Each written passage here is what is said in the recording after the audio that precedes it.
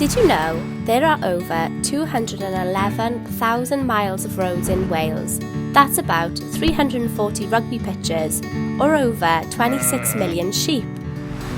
When we need to fix or change the roads, we use WelTAG, the Welsh Transport Appraisal Guidance.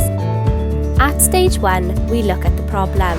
There might be a road that's unsafe to cross, or an area that might be hard to get to by bike.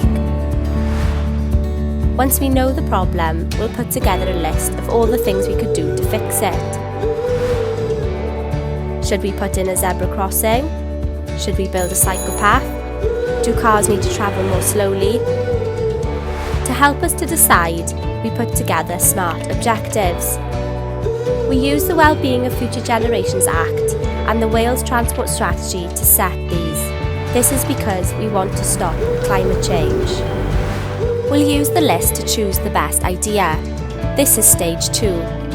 We'll check that they meet SMART objectives, and we might ask you what you think.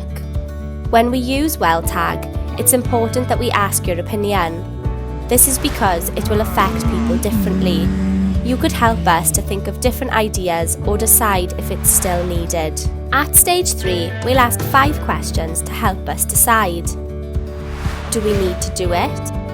Is it worth the money? Can we afford it? How can we make it happen? Is it realistic? We might ask you if you're happy with our decision. Then it's on to stage 4.